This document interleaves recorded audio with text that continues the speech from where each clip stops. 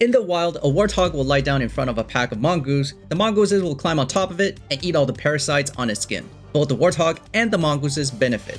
The warthog gets cleansed of parasites, while the mongooses get a free snack. In nature, this unlikely friendship between two species is called a symbiotic relationship. In Honkai Star Rail, we call this the Robo-Pig Destruction.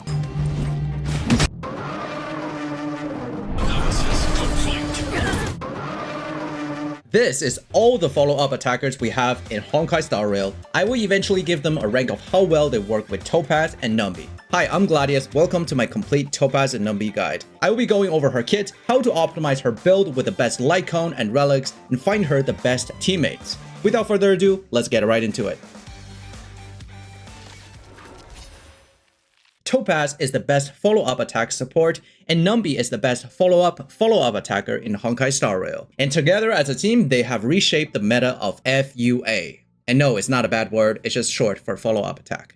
TOPAZ's talent is her companion NUMBY. NUMBY is a pig that is summoned at the start of the battle and will be with you as long as TOPAZ is alive. NUMBY has a fixed speed of 80 and is completely independent of TOPAZ's speed value, meaning no speed buffs or debuffs will affect NUMBY. Now, 80 speed is very slow, but NUMBY's action gets advanced by 50% for every follow-up attack TOPAZ or her allies do, resulting in many extra NUMBY actions. NUMBY's own speed will only contribute a small fraction of her total attacks. TOPAZ's skill puts a debuff on the target called Proof of Death. This debuff lasts indefinitely until the skill is used again on a different target, and only one can exist at any given moment. Also, one Proof of Death must exist, meaning that even if the skill is not used or if the target with Proof of Death dies, one randomly selected enemy will be inflicted with the Proof of Death.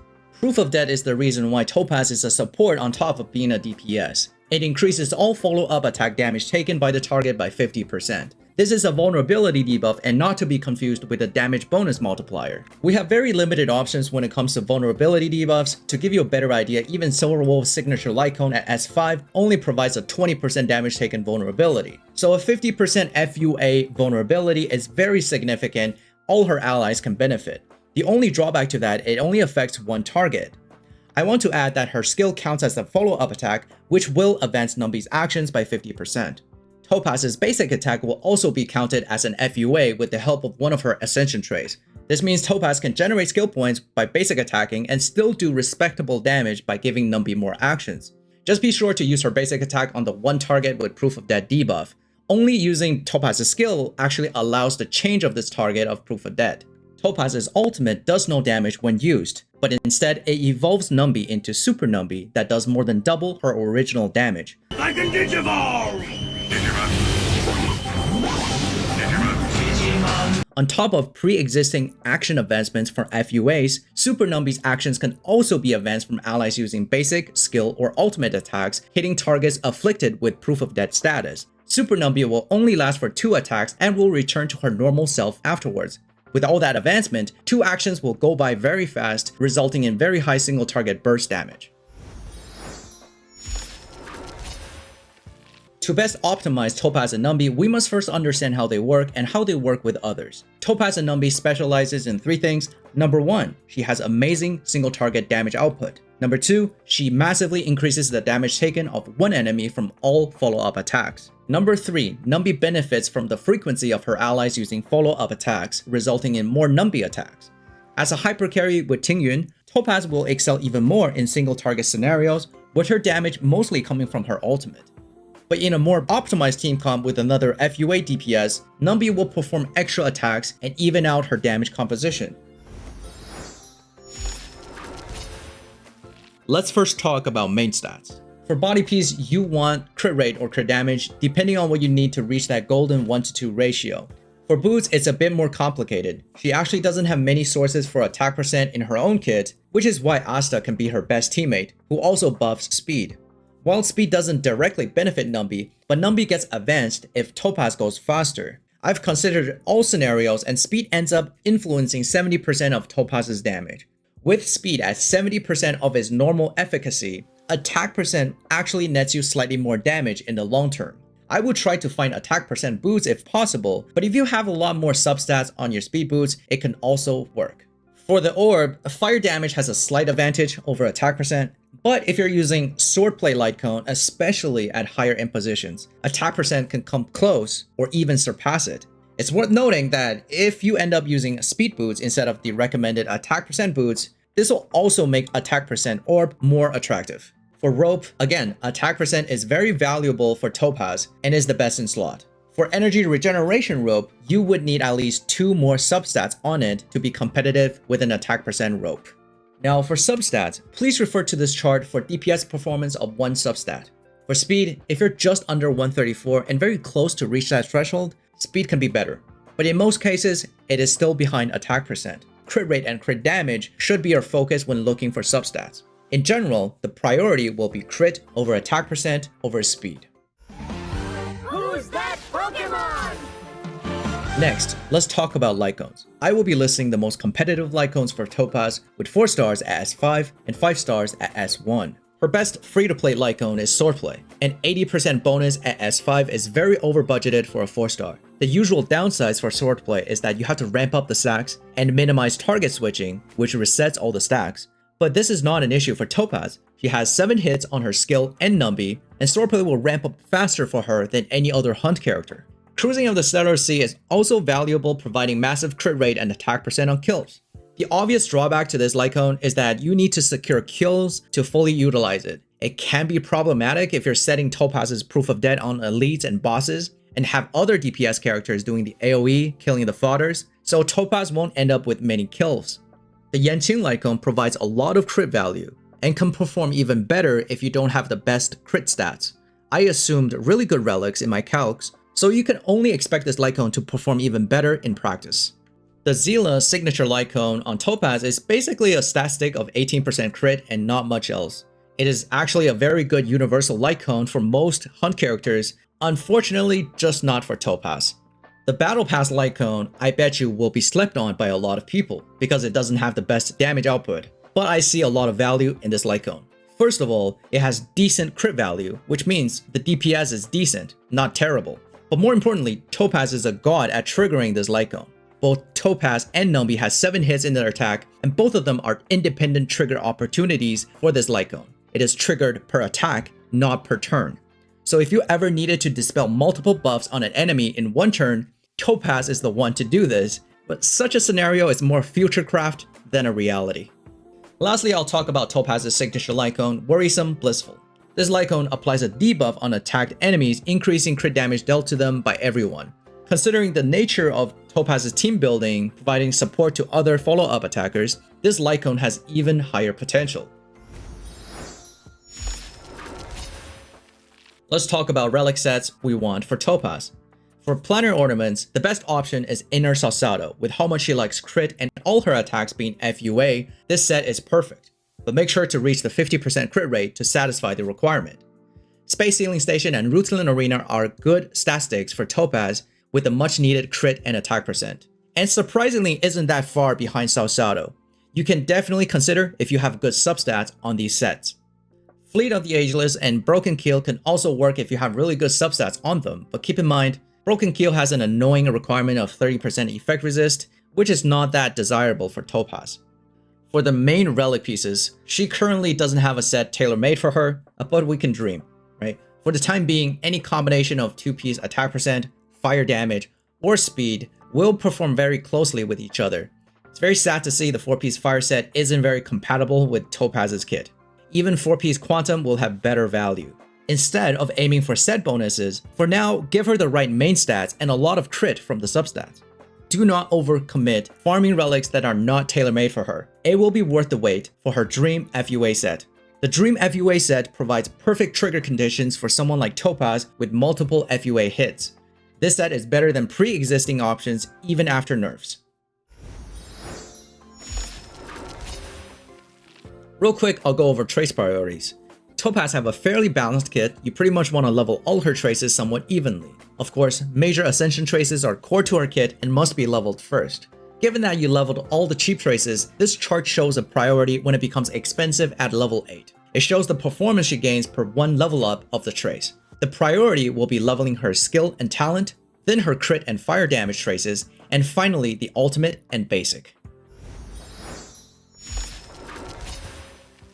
It took me twice the time to figure out team building for Topaz than other characters, due to its complexity.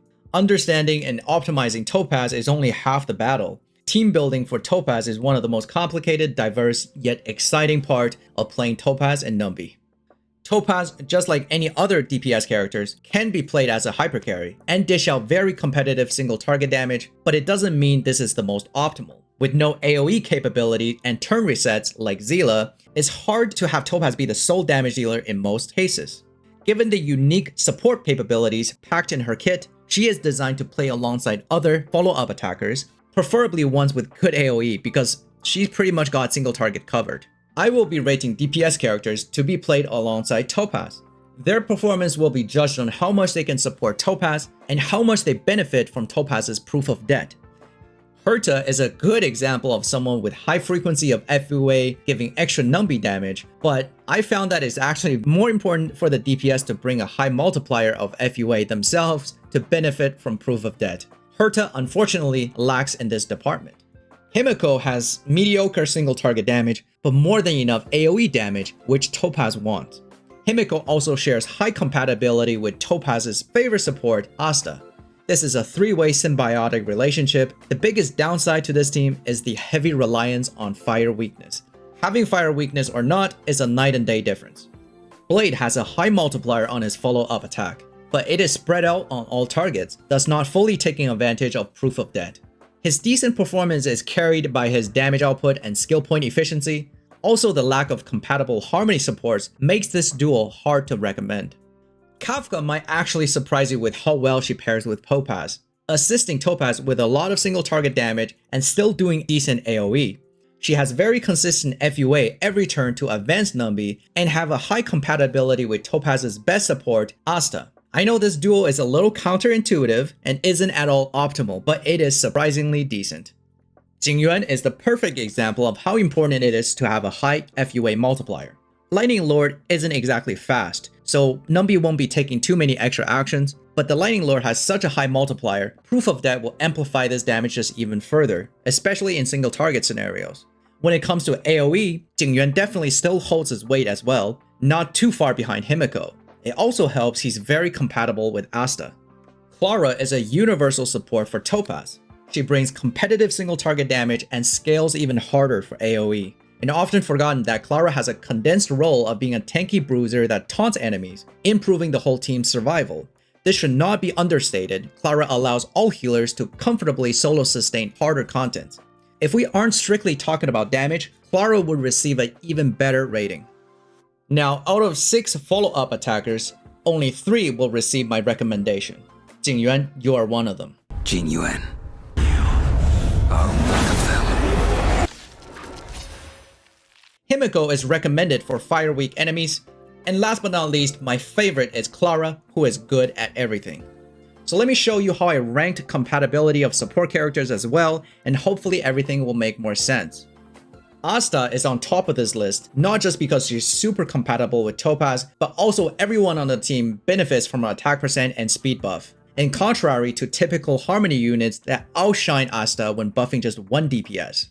Tingyun is highly compatible with Topaz, but with her buffs only affecting 1 DPS, Tingyun will be more optimal in a hypercarry DPS team than a dual DPS team. Yukong can be very good at buffing both Topaz and Clara by speed tuning her to go right before Clara, but there might be inconsistencies to this game plan and it might be difficult to execute. Bronya has a very strong ultimate for both Topaz and Clara, but the damage bonus and action advance from her skill isn't the most compatible.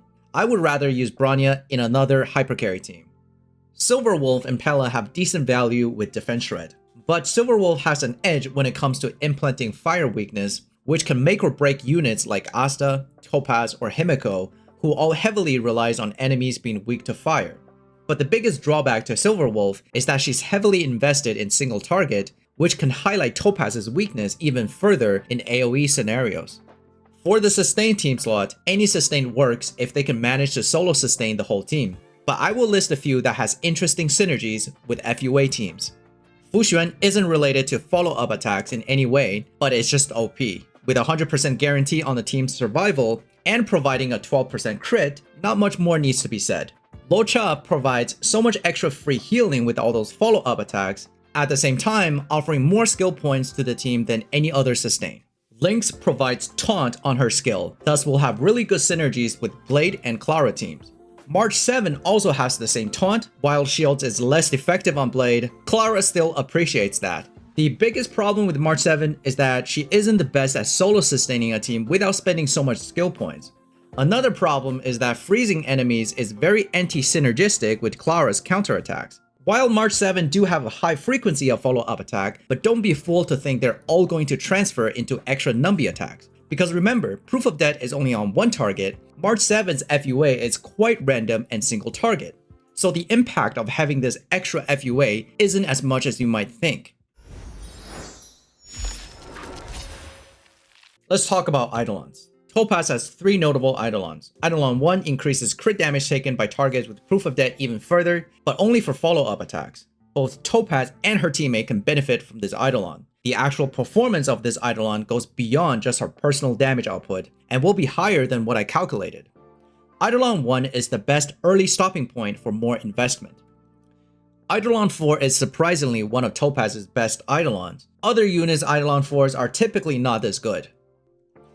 Eidolon 6 greatly amplifies NUMBY in her enhanced ultimate state, at the same time granting 1 extra attack in this state. This will make Topaz's ultimate ability a lot more impactful. With this Eidolon, an energy regeneration rope finally becomes better than an attack percent. Now Topaz's kit is very complete without anything important locked behind Eidolons or her signature Lightcone. But if you're considering investing a little extra for TOPAZ and NUMBY and debating between going for her Eidolon 1 or the Lightcone, my recommendation would actually be the Lightcone. It's slightly lower output than E1, but is more universal. It buffs all crit damage and not limited to FUAs. Also the fact that it's cheaper to pull for a limited Lightcone than a limited character. I think Topaz has a lot of potential yet to be realized. She is still waiting for her perfect team, and for the time being, not having a strict team building optimization might actually be a blessing in disguise, which makes experimenting with different team comps all the more fun and rewarding. I'm sure we'll get to see many weird setups that actually end up being competitive. Topaz is a character that truly embodies the path of elation. And hunt, I guess. But yeah, that's gonna be the video. I hope you guys enjoyed. Don't forget to like, comment, and subscribe as always. This is Gladius. I'll see you in the next one. It's never too late to pick up the tab.